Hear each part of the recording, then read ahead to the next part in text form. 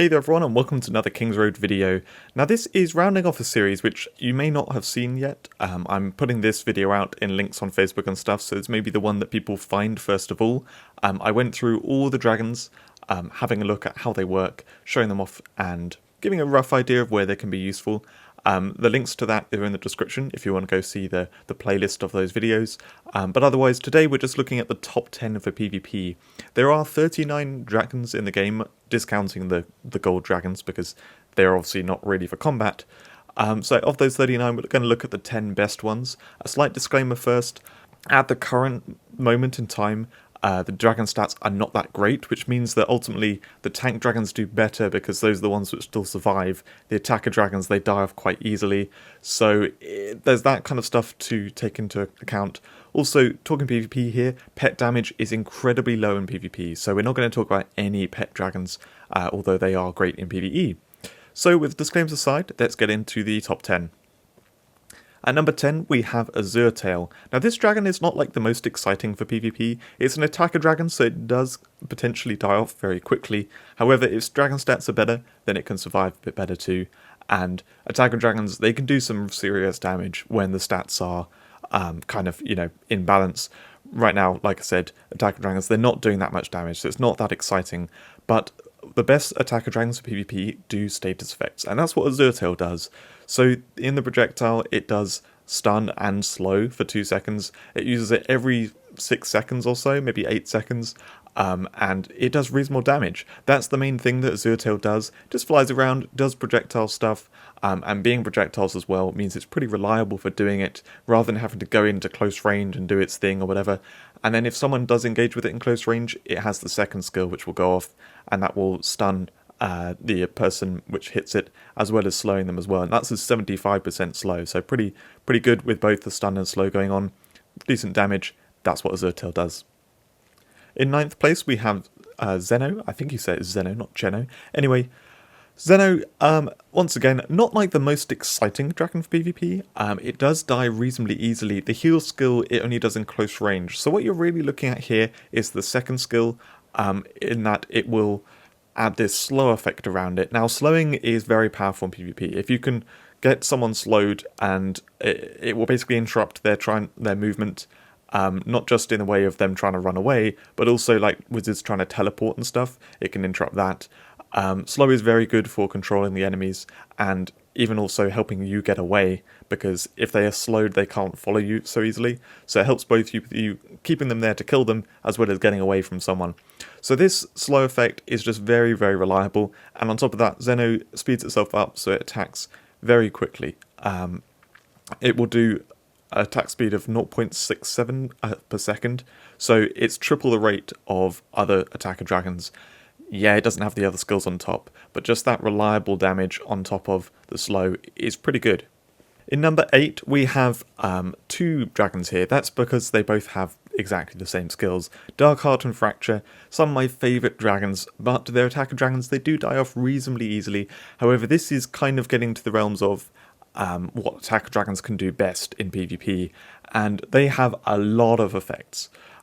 So they have the drawing in enemies, which I believe stuns. So it's a stun from range in that first skill from time to time, and does damage over time. They've then got a blast which roots enemies and also stuns them. So if they're immune to stun at the time when they get hit by it, rather than getting stunned, they just get rooted, which, if you don't know what root does, it stops them from moving anywhere. So it's effectively like a very powerful slow, but it can also send people flying up the map if they're in the middle of like teleporting or moving quickly, that kind of thing, or charging as a knight. So that can be quite overpowered. And then otherwise, it's got this heal over time for the whole party around you, which is actually really good support. So while the previous 2 ones, they did stun and slow stuff, these Darkheart and Fracture, what they will do is they heal you up, while also doing this stun stuff from range and the rooting. So on top of all of that, it's obviously doing good damage too. These are attacker dragons, so they'll do great damage as well as these extra effects and healing you up. In 7th place we have Celestial. So we're moving on to support dragons here, and this dragon, it's very different from a lot of the other ones in terms of what they add. Previously we looked at dragons which do damage, they do status effects and stuff. Celestial doesn't do any of that. Celestial actually doesn't have any damage skills, it also doesn't have any skills that keep it alive better, so it's not going to be doing anything, either one of those two things particularly well. Like a lot of support dragons, it's in that kind of awkward space of it needs to do something unique to really make it stand out, and what Celestial does is really good in that regard.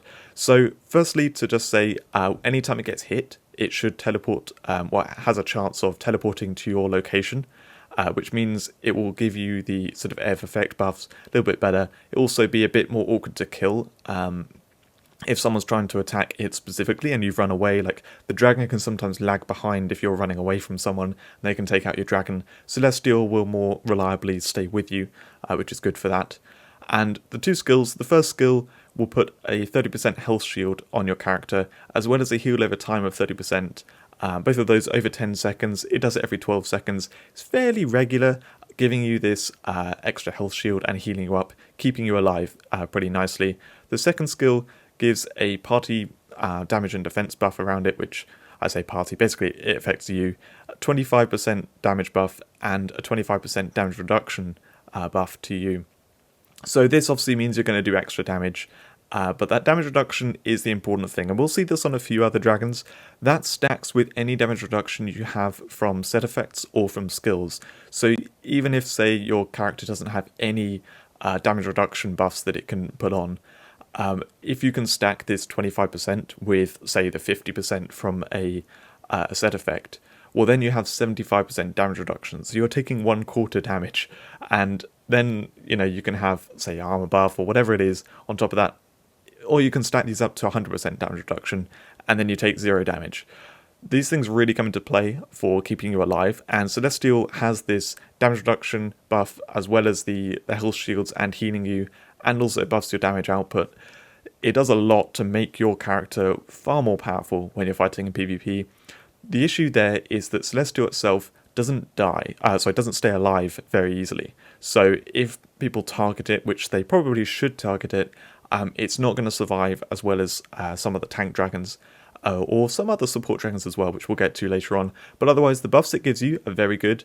I am a big fan of Celestial. I've talked about it more than the other dragons so far in this video, but I don't want to put that bias into play. I don't know exactly how well this dragon will work, and there are certainly some very powerful dragons that we're about to talk about. In number 6, we have Scourge. Now, Scourge is a personal favourite of many people. This is actually going to be very similar to Celestial. So the main thing from Scourge is the first skill, which is a buff that lasts 15 seconds, and has a 25-second cooldown. So it's on about 60% of the time. And then what this gives you is a damage reduction buff of 25%. So exactly the same as we just saw on Celestial. This will then stack with any other damage reduction buffs you've got, and just generally keep you alive better. Now, the thing with Scourge is this is a tank dragon. It's going to survive very well. It also gives this damage reduction to itself. So not only does it have like double the health of Celestial, it also has the damage reduction too. So it's going to survive really nicely compared to Celestial, even though it doesn't give all the other stuff like the damage buff and blah blah blah. I think Scourge is much better in that regard, in that this is going to survive well, and the opponents can't take it out easily. The other skill creates these little minions which, because pet damage is just useless in PvP, they're not going to do any damage. However, they will get in the way a little bit, and can disrupt some attacks, like the mana bolts from wizards. So they can come in a bit of use. But mainly what you're looking at here is a tanky dragon that's also going to give you the damage reduction buff that can stack with other things. In 5th place, we have Ice Song. Now, Ice Song, you may be thinking, this is a weak dragon. It's like one of the first dragons in the game, one of the starter ones. Why is this so good in PvP? Well, the thing is, once again, damage reduction buff, and this damage reduction buff is 50%. So the previous two we talked about being 25%, and you know, the advantage of the second Dragon Scourge was that the dragon itself survives better. Well, Ice Song doesn't survive super well, but the damage reduction buff is to itself too, and it's also on 2/3 of the time because it's a 10-second duration and a 15-second cooldown. What's also really nice about this damage reduction buff is it does it from range. The other two, it's like an area around them, and while the dragon does follow you, it's not always necessarily going to be next to you. Ice Song, it uses the skill and it applies it to you automatically, and then it doesn't matter where you are. It doesn't matter, I think, even if the dragon dies. I can't remember exactly if the dragon dies, whether it stays for the 10 seconds, but either way, you're going to get this buff very reliably, and you don't have to worry about it at all. And other than that, Ice Song has a nice skill which won't do particularly impressive damage, but it slows the attack rate of the opponent which it hits, which is very nasty against any archer in particular, because they're trying to do basic attacks. So slowing their attack rate for a few seconds is going to do a lot, and that cooldown is just 6 seconds, so it will do that fairly regularly if they don't take out the Ice Song. So Ice Song, in terms of supporting you and keeping you alive, it's very good. It very often just makes you invincible, because most damage reduction effects from set effects are like 50%, so they stack with it to have 100%, and otherwise you can have it with, you know, skills like Protector and that kind of stuff. You can very easily get at least very close to 100%. So yeah, Ice Song is brilliant for keeping you alive. In fourth place, we move back to Attacker Dragons to be one of the favourite Attacker Dragons. This is actually the best Attacker Dragon, I think, for PvP. It's the highest one on this list, and that is Avalanche. So Avalanche, what does it do? Well, it's probably quite well known. It creates 2 areas, one around itself, one around the enemy, which boosts your water stat as well as movement speed by 50% each, and for enemies standing in them, it reduces their movement speed by 50%, which we talked about slow earlier in this video. The slow is very, very useful in PvP for messing other people up, and obviously you having a boosted speed is much better too. So less so much about the water stat. What we're talking about here is slowing and speeding you up, pretty useful. Then it gets to the damage. The damage is the seriously good thing. So Avalanche, it's boosted if they're in like the those zones which are created. Bit hard to do necessarily, but you know, you basically just leave Avalanche to do its thing and you hope that it lines up. If it does line up, Avalanche will do a ridiculous amount of damage. It will do 54 times its basic damage. It's like a one-shot, basically. If Avalanche has the proper stats, like I said, dragons are low stats at the moment, but if they boost up the stats, keep them in line with character stats properly, then Avalanche can one-shot someone quite easily. If they have their defenses up, lots of damage reduction, that kind of stuff, it won't one-shot them. If they're down, it will one-shot them. Avalanche is pretty crazy for killing off other people, and of course, one of the downsides of Avalanche using it in, say, PvE and stuff is it's only a single target that it hits. But that doesn't matter in PvP because you are going against single targets. That said, if someone else has a dragon out, it can hit that dragon. If someone's using drakes, or they have, they make like the little archer things, or decoy, something like that. Like they can do things to make Avalanche attack that instead of attacking them, and then Avalanche does a lot worse. However, the potential here to just one-shot people is incredibly good, and there's no doubt that Avalanche is one of the best dragons for PvP. In third place we have Aurelian, which is another community favourite. This dragon is very similar to Celestial, and I would say they're fairly similar in power, but the reason why I put this one higher is I think it's a little bit better for the reason that it survives better. That's one of the main problems with Celestial, is it can be killed off quite easily, so even though it makes you a lot more powerful, if they just target it and take it down, it will go down, whereas Aurelian is going to survive a lot better. So the buff it gives you, it's a 25-second cooldown, 15-second duration, so roughly 60% of the time, and it's a damage buff of 30%, very slightly more than Celestial's. Also, the main thing here is it gives you a heal over time of 10% every second for the 15 seconds. So that's a serious heal. It really keeps you alive for those 15 seconds, while also giving you the damage boost. And it reduces the enemy damage. I believe that's enemies in that area deal reduced damage to you. So if they're engaging you in close range and stuff, generally you're going with close range. Only archers will really want to fight from range. And it only really matters if they're fighting other archers, because otherwise the enemies are going to come into close range. So, reduced damage dealt to you. It's not a damage reduction buff, so it can't stack with other things. But I think the heal over time plus the damage buff, really good. And what puts this over Celestial is that the heal over time and the reduced enemy damage dealt to it also applies to Aurelian. So Aurelian's going to be keeping itself alive very nicely, while you're then buffed up next to Aurelian. You do have to be next to Aurelian to get this buff. I will say now, I didn't mention on Celestial, but the health shield and stuff it puts on you is done from range, so you don't have to stay close to it. Aurelian, you have to stay close to it for this benefit, but the area is pretty big. And the second skill on Aurelian, it does damage. It's not like the most impressive damage, especially because it's a support dragon. It's also a 15-second cooldown. However, the damage is surprisingly good. Yeah, it's pretty decent, and on top of everything else, it makes this a really good dragon for general use. In second place, we have one of my personal favourites, Golden Scourge. Now, Golden Scourge is fairly difficult to get to max level, but the really strong thing about this is the damage reduction buff that it gives you. So we talked about Scourge earlier on, and that gave like 25%, I think it was. I'm forgetting now. But Golden Scourge, this gives you a 40% damage reduction buff. For some reason, it's 14 seconds duration rather than 15, but it's basically active a little bit over half the time. And the 40% damage reduction is so good with any other effects that it will stack with. Like, the difference between 25% and 40% is enormous, because so many of the things give you, say, like a 50%. And 50% plus 40% equals 90%, whereas 50% plus 25% equals 75%. So the amount of damage you take, the difference there is like, you take like 2/5 of the amount with Golden Scourge as you would with say Scourge. So that's really where this comes into play, is it gives you a really solid damage reduction buff. It's similar to the Ice Song giving the 50%, but what you have here is a dragon that survives super well, because that damage reduction buff applies to itself too, and it has the massive health of, you know, it's one of the few dragons that goes to a higher level, level 150, and is a tank dragon, so it's got lots of health naturally anyway. This dragon's actually seriously hard to kill. Even right now, where the dragon stats are not super high, Golden Scourge takes a lot of punishment to kill, and giving that damage reduction buff constantly makes, a little over half the time, makes the person really hard to deal with during that time.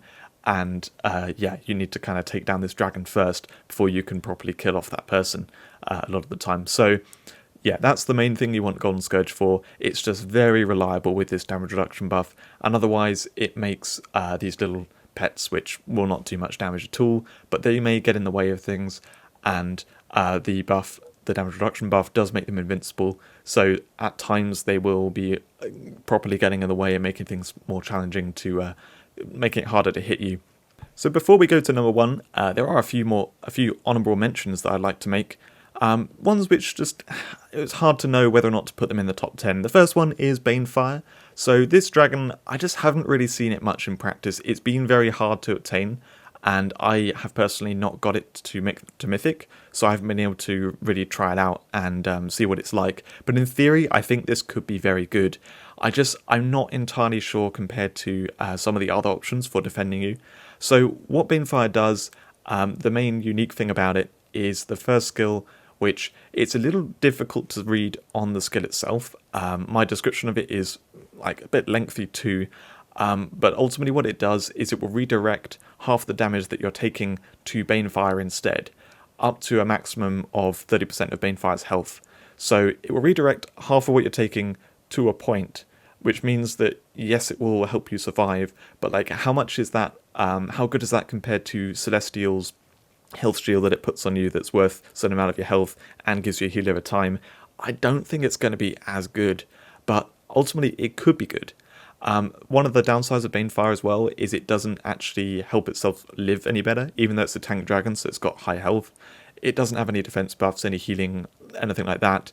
In fact, it kind of dies faster because it redirects half the damage you take to it. So yeah, I mean, it's tough to know, but it could be good redirecting the damage to it. And then the other thing is very good for PvP. In when you get hit, that is you as the character, there's a chance for Banefire to teleport right next to you, and when it does that, it does a tiny bit of damage and it stuns enemies. So this is like, you can put Banefire out and not worry about it at all. You just go into some combat, and then it will just randomly come and help you by stunning the enemies, as well as taking some of your damage. I just don't think it's quite as good as some of the other dragons that we've looked at in this top 10. Another honourable mention is Nova. So this is really fun dragon, and I think it's very well suited to PvP. I just don't think it's quite good enough. So it's an attacker dragon that doesn't do that much damage. It's not like a crazy attacker dragon, but it does do more than like the support and tank dragons. So it does a reasonable amount of damage, and it also keeps itself alive very nicely. The thing that Nova really relies on is dragon stats. If dragon stats are not high, Nova does not do well. But if they make dragon stats high, Nova is one of the ones which really should be in the top 10, because it heals itself up pretty regularly, and to have a dragon that survives well while also having the kind of damage output of an attacker dragon is very good, and it does stun stuff. I don't think it does the pulling effect. I think it just does stuns and keeps itself alive, and has, in terms of damage, it's not like consistent really high damage. It's like the explosion will do one hit of big damage occasionally, which I would say is better in PvP for like catching people out by doing good damage to them. Bringing their health down suddenly, which then you can capitalize on and finish them off. Nova's surprisingly good when its stats are high, but without that, I don't think it's very good, and I don't want to put it onto the top 10. Last honourable mention is Mist. This is basically just outside the top 10. It's a decent dragon for PvP. It's just a slightly better Azure Tail. Azure Tail was number 10, so Mist was just missing the list. And basically, it doesn't survive particularly well because it's an attacker dragon, but the damage it deals is good, and it does slow and stun effects, pretty much all from range. So, all from range. So, yeah, it's good in that regard. Just consistent, good damage with good status effects. It's just not as good as some of the other ones on this list. Now we get to number 1, and if you haven't guessed it, well, it will probably be a no-brainer when you've seen it. This dragon is getting used a lot in PvP. It has been discovered as basically the best dragon in PvP. So yeah, it is my number 1. It is Winterclaw. This is an incredibly good dragon for surviving. Even with the low dragon stats right now, it survives well because of its damage reduction buff. 75% damage reduction, and goes on for about 60% of the time. It's very hard to kill when it's got this buff going on it, and also any melee attackers on it, which only matters to knights, but they do get slowed, which is a nice little bonus. So yeah, survives very well. However, the main overpowered thing with it is the second skill. The second skill, it will hit an enemy and stun them, and is a little bit complicated here. Basically, if it catches them with the cone, just at one point, and then even if it moves away or whatever, it doesn't keep hitting them, then they get stunned for 3 seconds.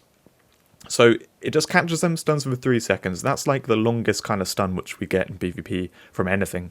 So catches them, stuns them for 3 seconds. However, if it stays on them, well then they stay stunned until the cone ends, and then for an additional 3 seconds. So this stun is very long. It just catches people, keeps them stunned, and they, like, one of the main problems in PvP is trying to catch someone between their defense buffs and trying to create that opening by stunning them at the right time. Like when things are about to end, you stun them at that point. And I mean, I play as wizards, so for me it's I try to catch them with a polymorph when things are about to end, and then after a couple of seconds of them polymorphed, I'll then hit them with a stun to try to extend that little window where I can damage them properly and kill them off.